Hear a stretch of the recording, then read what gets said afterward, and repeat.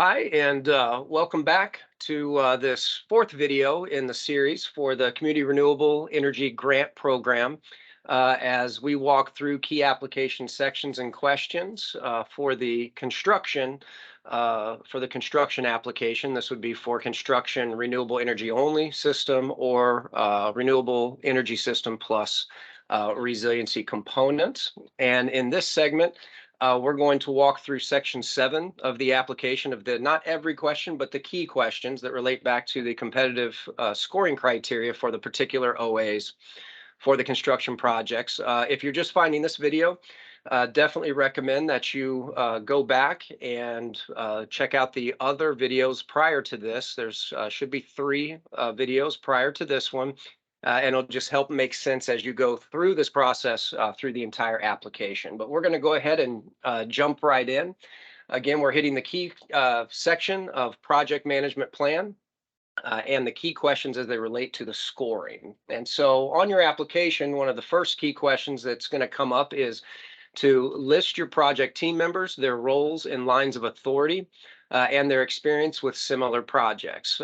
Now, what we're talking about here for the competitive scoring is that we'll be looking at this list, which will also include individuals potentially from your applicant contact, partners, even maybe contractors that are involved in this. But this is where we want to drill that down a little bit more into the actual people that are going to be involved specifically with the installation construction of your renewable energy system and or with its resiliency component. I did want to also note there will be another question very similar to this in another section, in the next section, in section 8, that's going to ask for another listing of project leaders, etc. We'll touch upon that in section 8 again, but that particular question is going to be more related to those stakeholders, project leaders, and what have you that have been brought into the project from your various organizations or entities for your qualifying and environmental justice community. So I'll also try to relate that back to this one to clarify the 2 differences. They are similar questions, but they are different. And I'll go ahead and let Clay jump in if he's got anything additional on this slide. No, Jason, I think you nailed all the key points on this one. Again, for the competitive scoring, this falls under the strength of the application and the strength of the project team, again, related to the project itself and its planning, installation, site control or ownership, things like that. Excellent. All right, we'll go ahead and move forward.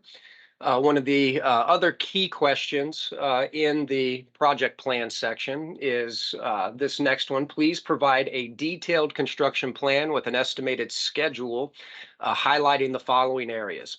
And again, this is one of those kind of compoundish style 1 through etc. Number 1 would be design engineering studies and audits that have been completed, procurement when it's completed, start of the installation construction of the renewable energy system project, construction installation complete, again, of this particular project of the system, and finally, the utility inspection date and or the interconnection date of that system.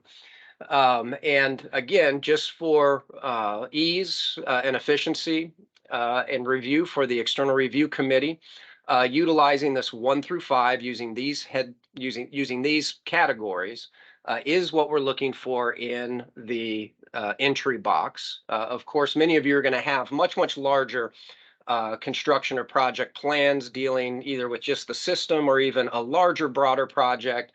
That would be fine to upload as a supporting document, but we are looking for that information to be broken down into these 5 project categories or milestones, if you will, and the dates attached as instructed there. And Clay, do you have?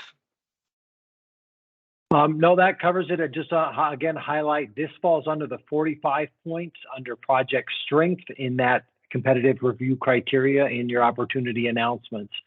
And so having clear dates with all the details required And again, leaving out any broader, bigger construction project information. If you're doing a whole new building and then putting the rooftop solar on it, we don't want to know about the building construction. We want to know about the schedule and everything around that installation of your renewable energy system.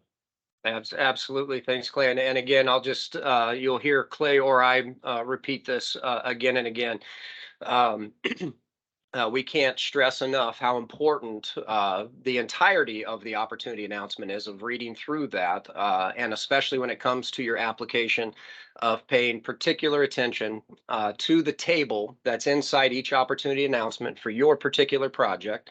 That is the competitive review scoring criteria. And that is what a lot of these key questions we're talking about, those are related directly to those in the specific areas within that scoring criteria for a particular project.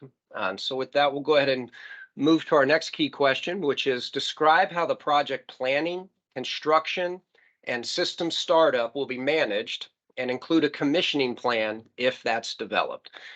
This one is fairly this one's fairly obvious. We are looking for as detailed as possible of a description of the entirety of the project planning, construction, and system startup. How is that entire process going? What is the plan for that?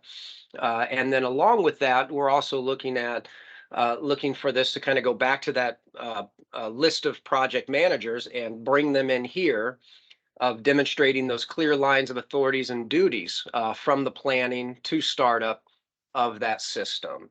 And Clay, do you have anything there? Again, just to reiterate how these questions sort of overlap. And so please read the entire application first. You know, you can flow through it. You can put in the online application.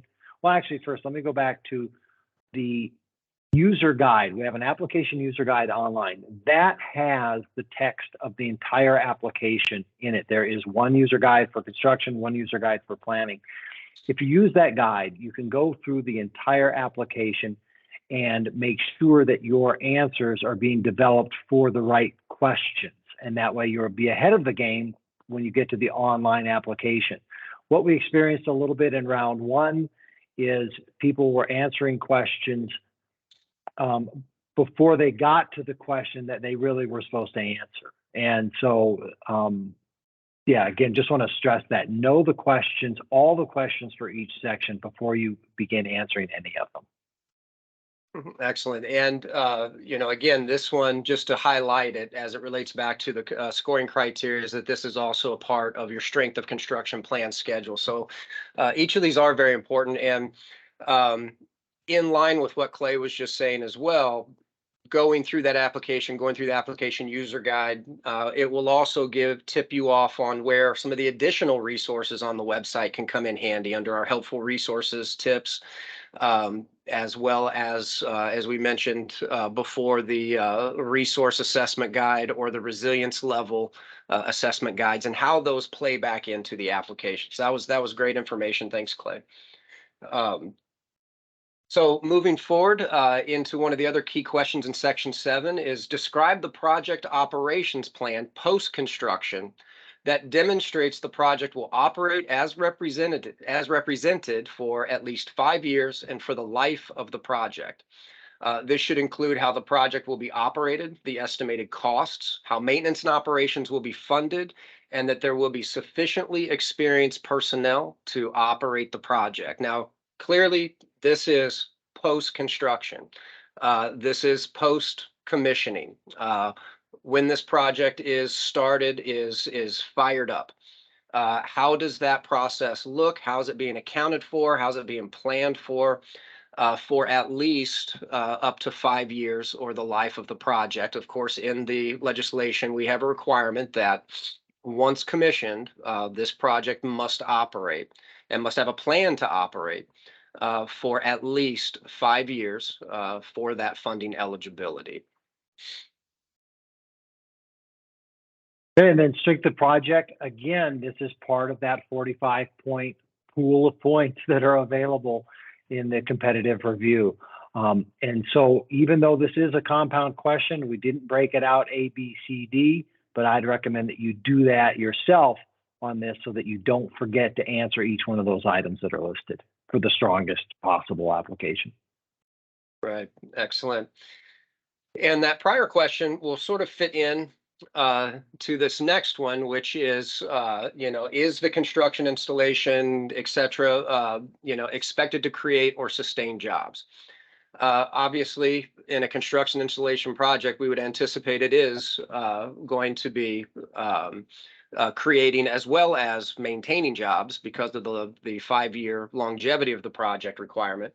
But this is also an area where you want to be thinking of the entirety of this project. And again, I know we keep saying this, but this is about the renewable energy project, not a broader project. So any of the jobs that are added in here should be related directly to whatever is happening with the construction, installation, post commissioning, maintenance, operations through at least 5 years. All of those jobs, as much information as you can provide here is going to provide you with the strongest application. We do understand that some of this is going to be forecasted, but we would definitely like to see that to be specific as possible, as if awarded, the CREP management team will be conducting site visits, audits, et cetera, and following up on this information. And Clay, do you have any more to add there? This is just a direct requirement of the statute as the legislature passed, that information on the number and types of jobs directly connected to the awarding of this grant, created by the project, sustained throughout construction, installation, and operation of the project. That's the information that's actually required to be provided. And this is the place to put that in there. Thanks. Wonderful. Thank you. And moving into our last slide here, and again, this is not every question. We're just breaking out sort of these key areas. Every question on the application is important, but these are just meant to help you on these sort of key areas that relate to the scoring criteria and provide you a little bit more info in that area, or a little bit more support. But in this last one, the question is, describe any disadvantaged business enterprises, emerging small businesses, or businesses that are owned by minorities, women, or disabled veterans that will be involved in the project construction, and how they will be involved. This one is part of that project management plan, but it is a standalone. It is a standalone scoring criteria. But what we're looking for here is both your pre-planning to address these types of businesses, to send out the requests to these businesses to be able to attempt to contract on these positions, or if you already have people or businesses that relate to that, or if your contractors have policies and can show that. This is where that information, where we want to see that in as much detail as possible, as well as obviously answering in the application, and then any supporting documentation that you could upload for that. And this is also one of those areas that if your project's not going to be addressing this, and you know that, then this would be where you place in not applicable, et cetera. Clay, do you have anything to add there? Yeah, a great place to look at the program where this generated from is the Certification Office for Business Inclusion and Diversity, the COBID office at Business Oregon.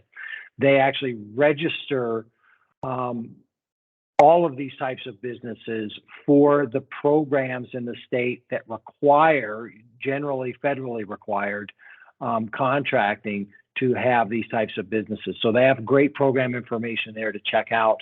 And again, the strongest application in this area will have published policies and procedures that support COBID registered businesses, or the businesses registered here in general. This is not the place to put in your generic equal employment opportunity statement from your employee handbook or something like that.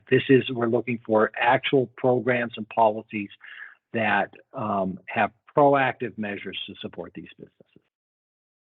Excellent, thank you. And the COBID information is excellent for projects that are looking to address this. Maybe we're looking for a resource for that.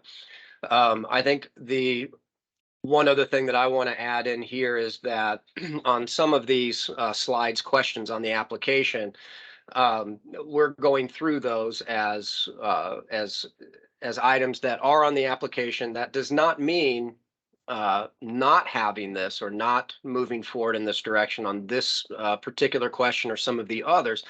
That those are requirements for a CREP grant.